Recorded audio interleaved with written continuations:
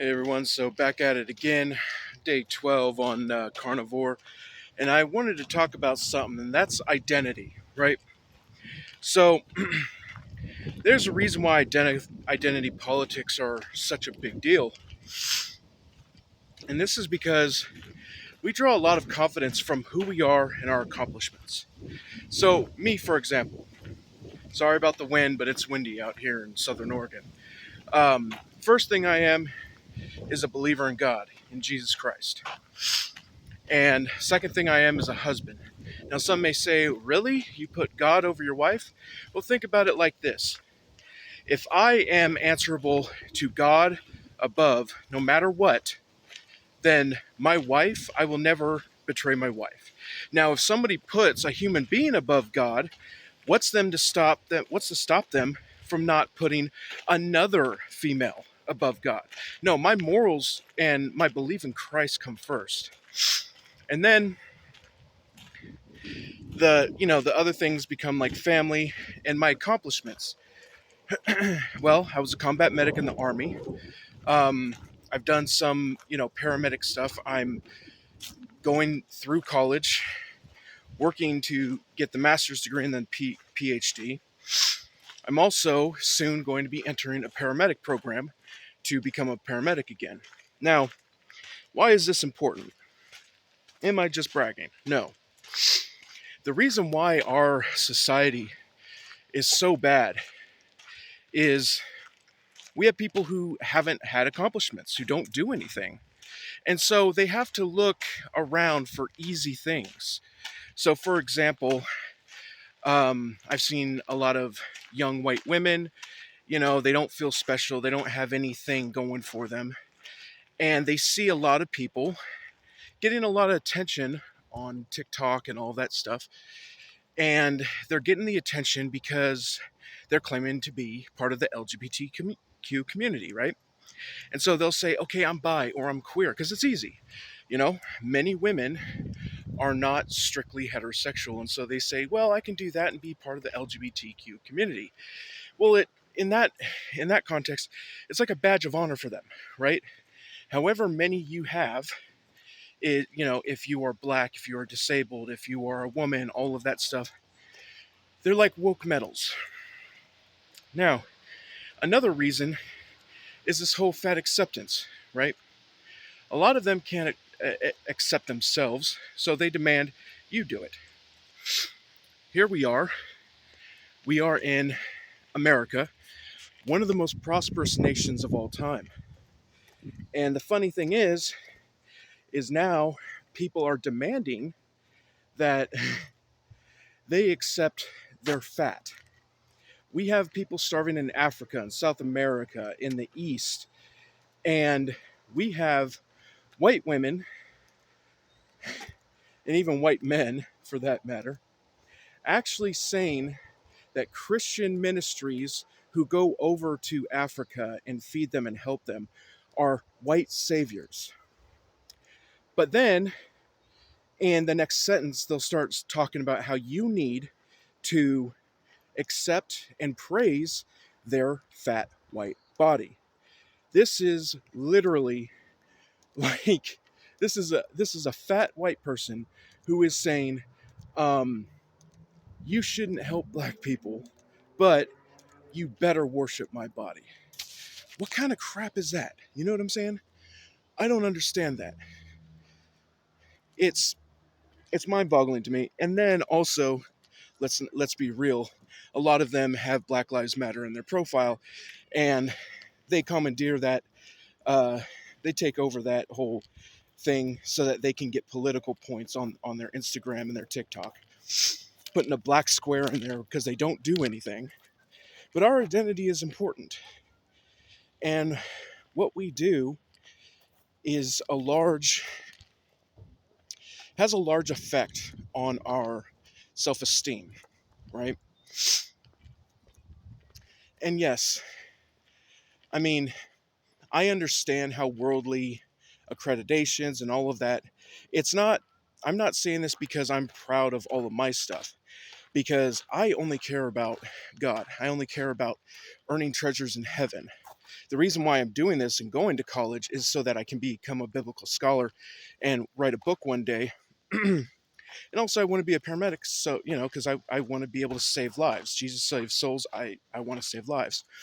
And I've done that when I was in Iraq.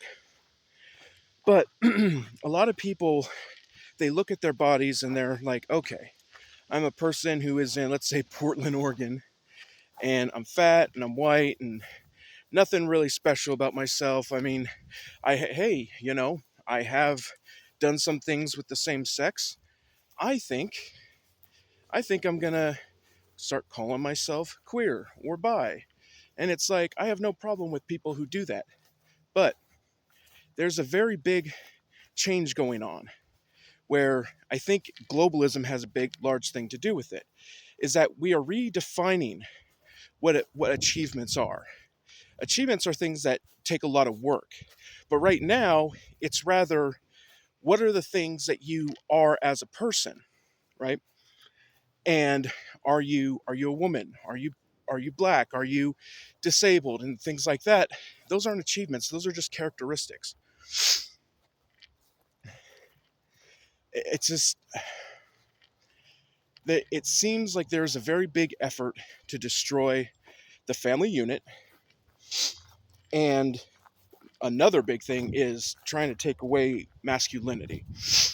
We see that testosterone is dropping. I read somewhere in an article where, and I heard it many other places, that the sperm count is like 50% of what it used to be because of soy. So much soy in our products and all of that. And it's like, why is the West doing this? China and Russia, they don't do this. They don't have all these soy products and all this estrogen. So why is it the West? And it seems to be that the West, America specifically, is a very powerful force when it comes to stopping globalism. Now we have politicians who are globalists themselves. I mean, even Dan Crenshaw could be seen as a globalist. Um, and there are some good things that are happening with like Twitter and Elon Musk, but he's another one of those AI people. Get this whole thing about the world coin. I know I'm going off on the topic, but I just got to talk about it. This whole world coin thing is crazy. Um, how they're going to scan your retina. And why are they going to do this? To make sure that you're not an AI. But the person who is making the company that um, made WorldCoin is a company called OpenAI, and they are the ones who co-founded ChatGPT. And so the people who created the AI themselves are now saying that we need to make sure that you're not an AI. Uh, this seems a lot like taking away our privacy, away our, you know, all of that, so that you can control us. Now, I don't know what it's going to look like in the future. I actually think that a lot of people are going to easily go into it. And now we're talking about the chip and biblical, the book of Revelation, and um, I think there's a lot going on, but this identity crisis is a big problem. I mean, I don't know. I'm just some nut job on the carnivore diet who supports Alex Jones, by the way. Um, and for the most part, support Crowder, but I don't know what's going on with him because, he seems to be. He seems to be berating his wife, and I know it's taken out of context, but also, taking a whole month off during the summer. I know he's done it in the past, got it.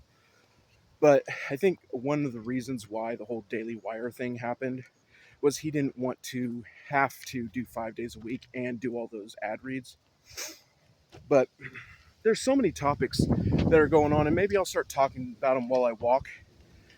Just maybe a crazy conspiracy theory video every time I walk. Uh, One thing I'm learning while I'm in college is the scientific method and how to write scholarly articles, how to make sure you're citing things properly. And there's just so much to it. You have to make sure that everything that you're doing is valid. And one thing that's curious to me is that we're no longer listening to our professionals, right? During the whole scamdemic, we had doctors who were being silenced. These were doctors. I mean, even I forgot, was it Robert Malone or something like that? The guy who was um, instrumental in helping create the whole RNA thing, right? They had him. He was on Joe Rogan, and everybody got upset. Facebook censoring all this stuff, and it seemed like it was a tool, one, for control, and two, for big pharma. But when it comes to that, we don't care. Another thing, climate change. There was a climate change doctor who, in the European, who spoke at the EU or something, and then they decided to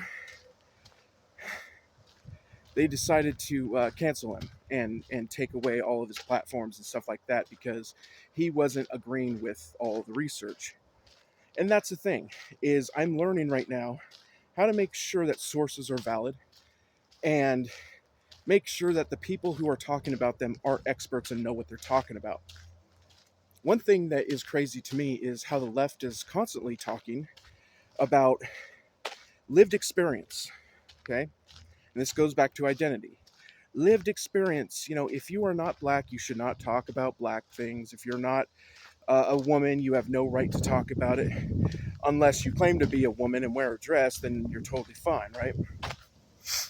But then I hear a bunch of leftists talking about my category, which is the military.